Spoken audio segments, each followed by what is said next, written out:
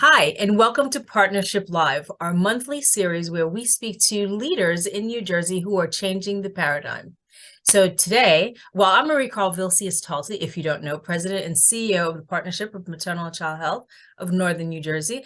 And I'm so honored to be with our First Lady of Newark, Miss Linda Baraka, and she has with her our special guest, Amasika. Can we see her? Say hello. Yes. Give a little wave. Absolutely. That's our absolute special guest. Thank you so much for joining us today. I know this is Amasika's bedtime, so we appreciate her joining us at Partnership Live as well. Right. Thank you so much for having me. I'm glad to be here to speak with you today. And I'm happy my little baby is with me as well. Yes, indeed. It's all about maternal child health and the family and how we're moving that forward. So it's so apropos that she's here with us. I'd like to start with a question that I basically ask every guest. Coming out of the pandemic, and we know that COVID is not over, but COVID really had so many people, myself including, just reevaluating our lives and what we're doing and what we've done and what we haven't done, what we would love to be doing. Was there anything that the pandemic made you realize? Absolutely. Just with so much loss during the pandemic, I think it became more important for me to spend time with my family and put the family first, and also make sure that our health was first, right? To make sure that we go to our appointments, our checkups, and everything like that, just to make sure that we stayed on top of those things. Mm. That is just so very true. It really made you realize how we take so many things for granted, and we're like, oh, I'll do this tomorrow, or we'll have dinner the next day. If you were not doing what you're doing right now, supporting the residents of Newark, what do you think you would be doing? I really absolutely love being here in the city of Newark, supporting Mayor Baraka and everything that he's doing. What I would be doing something fun, right? Like traveling the world, probably. I hear you. I love to travel. What's the favorite place that you've been? Ghana, of course, number one. Of But course. we Beautiful, recently yes. took a trip to Turks and Caicos, which was really, really nice for the kids. I really enjoyed that. Yeah, I'm sure they enjoyed it also. So I know that you're a proud mama and you talk about the kids. Let's talk about that. Can you share with us your birth experience and what you're most proud of being a mother? Yeah, so I actually had a really good OBGYN. I met her here in Newark at one of the local hospitals. She ended up moving to another town, and I followed her just because she's been my doctor since my teenage years. And she Mm. was a really, really good doctor. The first person who I was able to connect with, right? I didn't know that you could go in and talk to your OBGYN about career and what your choices are and things like that. And she was really open. And so when she decided to leave the city, I followed her. Mm. I think that was really important that we had that sort of connection, right? And so when it came time for me to get prepared to have kids, I felt comfortable enough to talk to her, and I talked to her about like my fears, what I was worried about. Especially, we know like all of the statistics around African American mothers and maternal Mhm. health. And Mhm. she's not African American, but she understood that. And me being able to talk to her about that was really important for me. And I let her know plainly, like, listen, this will be my first time. I need to be here for my kids, right? And so Mhm. you need to do everything that you need to do to make sure that that happens for me. And so Mhm. I think that was like really, really important. Being able to be open and honest with your provider is really important. You know, you bring up such an important point.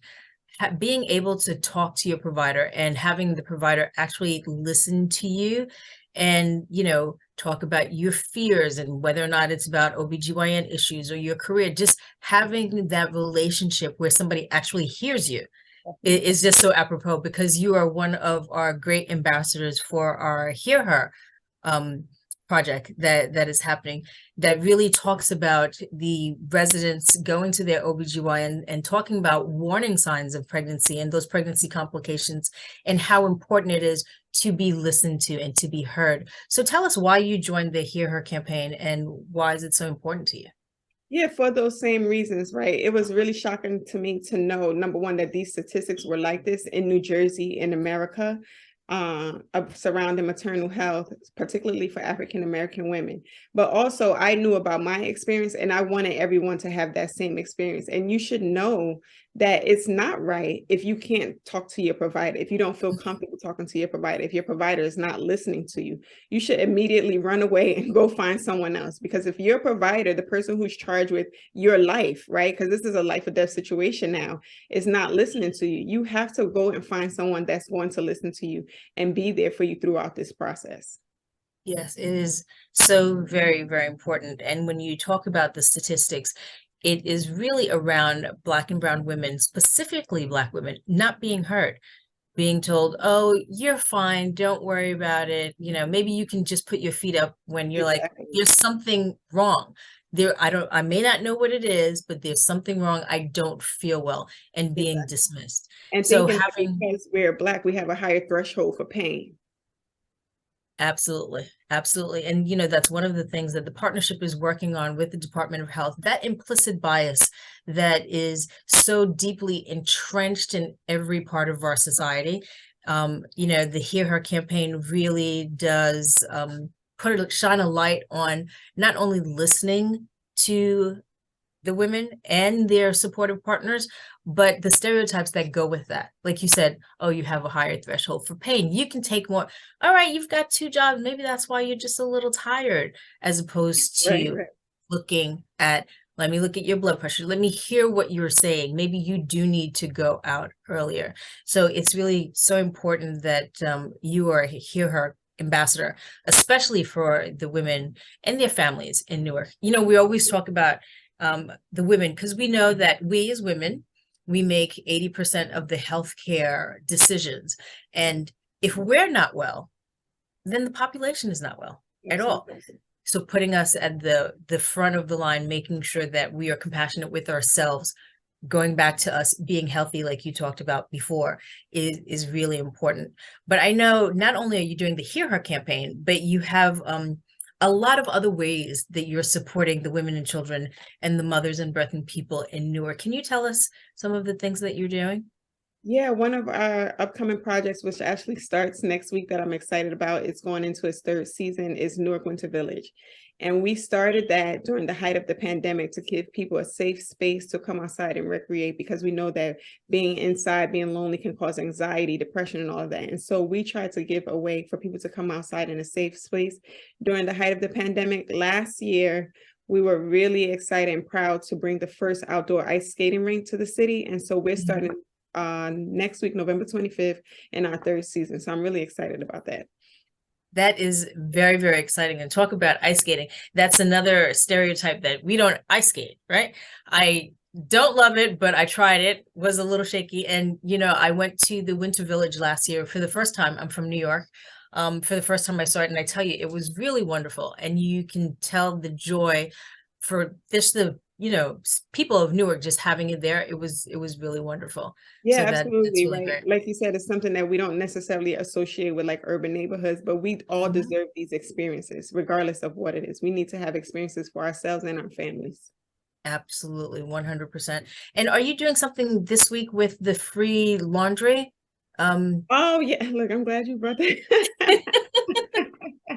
That's actually today. A oh, friend it's of today. mine, yeah, it's actually today, this afternoon. A friend of mine is decided to do that in honor of his mom, and in support of the upcoming holiday, to help families wash their clothes, right? And so Mhm. essentially, you just bring your dirty clothes, and it's all being covered by Robert Austin and Friends. Oh, that's really wonderful. Because we don't really think of those things as much, right? When we think about health and wellness, we think about that point of care, going to the doctor and going back. We don't think about the upstream issues about washing your clothes, and, you know, how that has a significant impact with the kids going to school, right? Absolutely, absolutely. And how really important that is. So that is really, really great. So this is a one-time event, or is this happening once a month, or? I think it's a one time, and I'm hoping that he'll make it annual. Okay. All right. So we'll look forward to that, and we'll spread the news about the laundry wash. Is it called the free laundry wash night, or just wash night, or? It's free laundry wash night. Yeah. Okay, excellent. So we'll definitely talk about that. So as you work so hard for the Newark mothers, what's your biggest concern and how can we at the partnership help? Yeah. So I want to say again, right, is for people to understand that certain things are not normal.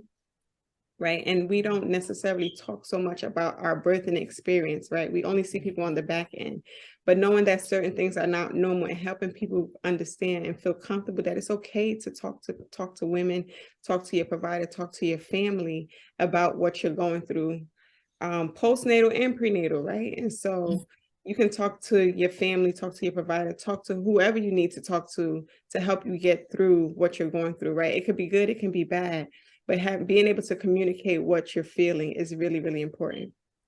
So for me, I was lucky to have a provider that I trusted. And people should know that if you don't have a provider that you can talk to about what you're experiencing during your pregnancy, that's not normal. But if we don't vocalize that, you would never know that that's not a normal experience. And so Mhm. communication, I think, is key. Absolutely, absolutely. When we talk about what's normal and what's not normal, talking to people, we know that within the statistics of Black and brown women, Black women specifically being 7 times more likely um, to die of a pregnancy-related complication, a preventable pregnancy-related complication. We know that within that caveat, mental health is a huge, huge issue. So you just saying, being able to talk to somebody and know that this is completely normal and it's not normal for somebody to say, don't worry about it. It'll all pass. That's really important. So we know at the partnership, we have really a lot of programs that support the health and wellness of women, reproductive health, and specifically mental health and well-being. We have the emotional well-being line. Last year, we had 6,500 about 6,500 individual referrals for people who had anxiety and postpartum depression, who were at risk for those things.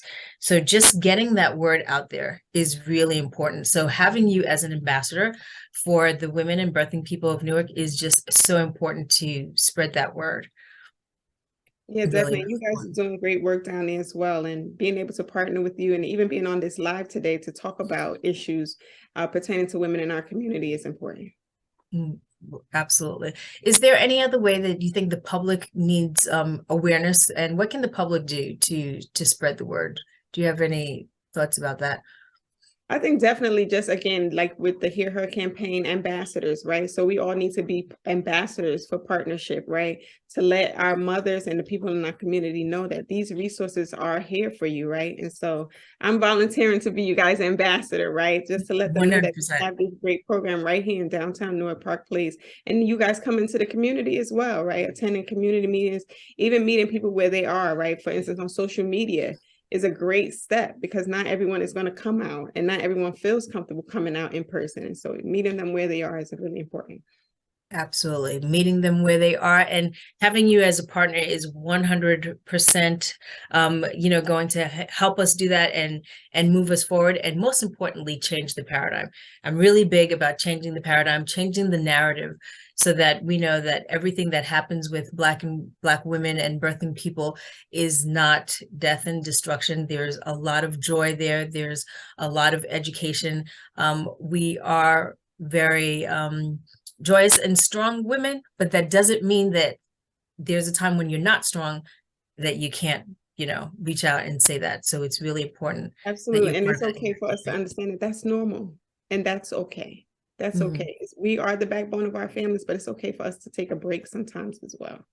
100%, 100%. So with Thanksgiving coming up, I know our time is wrapping up. With Thanksgiving coming up, is there any, and this being the month of gratitude, is there anything that you are grateful for and would like to put out there to our listeners I and would say again, constituents? like I would end like I started, right? I think family is so important.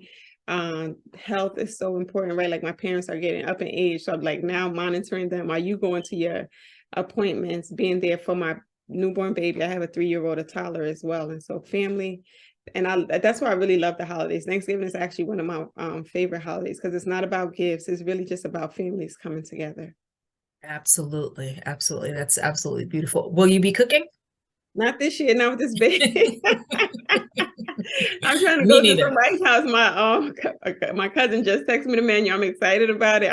I asked her if she wanted me to bring water. She's like, water? No, listen.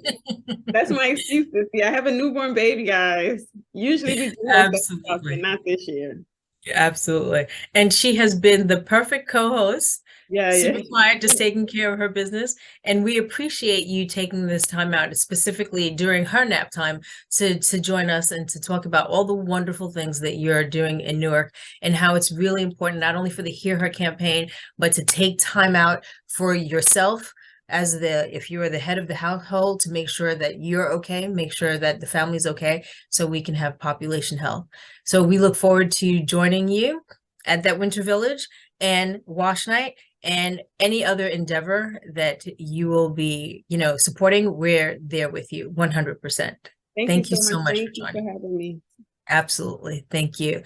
And thank you for joining us at Partnership Live, and we look forward to seeing you again.